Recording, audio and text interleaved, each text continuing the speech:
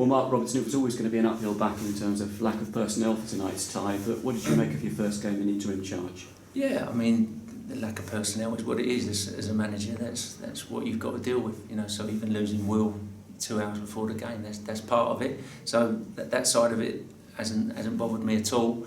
It's the manner of the defeat again, you know, the manner of the goals. That's the disappointing thing. I knew it wasn't all going to come together after 1 hour training session when, you know, most of the boys were on recovery anyway. So, you know, I knew there was going to be lots and lots of things that you looked at and think we're going to have to be a lot better in that and do that better. But, you know, the first half, apart from the first couple of minutes, I thought we looked okay. We looked bright. We probably had the better chances up until the goal, and the goal was just so poor. And, you know, we need a stable framework to work off. The boys have made it quite clear that they want to play more football. They want to dominate the ball more going forward, and I'm with them because you have to be able to rest on the ball at times. You know, you need to be able to turn teams and be exciting and all that stuff, but you also need to have some possession to rest on the ball to give people a breather. And we lack quality at times, but it's more the goals. You know, at 0-0, I felt like we were in the game. You know, young Archie's making his debut and doing well, and we got different players, but that didn't really bother me. And there was lots of things going on that I'm looking at, going, well, okay, after a while that will work better, this will work better, stuff that we've talked about and haven't had a chance to put into practice yet. And it's just the goals, you know. So there's no point going on and on about it. We just need to look at it. And you know, the biggest thing I said, the boys have got to find some personality. There's a lack of personality, and I don't mean that personal to them. They agree. There's a lack of personality out there. There's a lack of character. Not as in they're not good people, but to win football matches, you've got to have personality and character. It involves communication. It involves demanding more out of each other. But that will come. That will come. From a positive point of view, we probably had our best spell of the game in the second quarter, yeah. Yeah, as I said, they started quite bright. Then I thought we got a grip and we had a few good chances. Set piece, that was a positive. As I said earlier, you know, we've got someone in set pieces, and Shane's had a free header there at the far post. And we had a couple of other chances, and yeah, at that point, you know, you were. I'm not going to say I'm happy because I know exactly where I want it to go, but we were more than in the game. And then, as I said, the goal is soft. So, you know, but people have held their hands up in there, which is part of the process. That's a good thing, but it doesn't make the defeat any less painful. You know, I know it's not the fans' favourite competition, but you got a chance to go to Wembley, and we wanted to go there. Of course, debuts tonight for Jack Curry and Hussein Bila. Yeah. You'll learn a lot about their sort of how they've adapted to first team level. Yeah, and I think, you know, you saw when they come on. I think their training regime was very evident. You know, pass and move, bright, on the front foot. So, you know, they're young lads, and I'm not saying they're going to play in our first team right now, they're not, but I thought Jack started nervous first 5 minutes, but once he made his first tackle, you could see that they're young players with real quality. Hussein come on, absolutely no fear at all, took a grip, and as I said, you can see their mentality, they're proactive, they're on the front foot, and they're a product of their training. So, you know, that's a key to where we've got to go as well, because our transitions aren't good enough.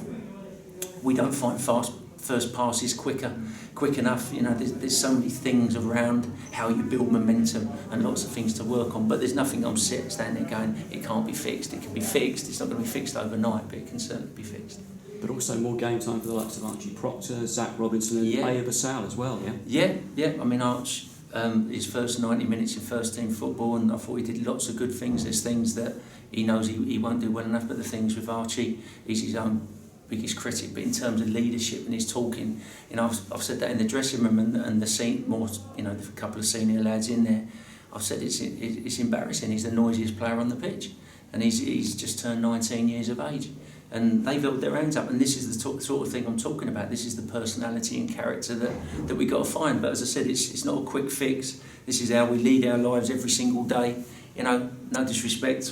I think before Glyn brought me closer to the first team, and you might think this isn't relevant to football, but it is.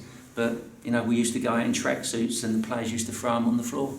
And we got Rocket, who's, you know, loves and breathes this club, going around like a peasant, picking up tracksuits. And these are the sort of things that have got to change at this football club, because, you know, it doesn't happen at the best. That sort of thing doesn't happen at the best. You're a family, you're together, you fight for each other, you sit in the dressing room. It doesn't have to be noisy, because you look left and right and you know that you've got characters who are going to perform.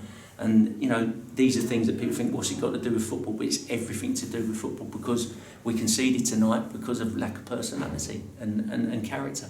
You know, there are tactical things that have got to work on, but that's the disappointing thing, yeah. No Will Nightingale tonight, as he awaits a happy event at Yeah. home, but you gave the captain's armband to Luke O'Neill. What was your thinking on that? Because I don't like centre forwards being captain. I don't think Joe is that kind of captain. He leads in other ways. He's a big personality and everyone likes him. But I like noise to come from behind the ball, and I just want Joe to concentrate on his game.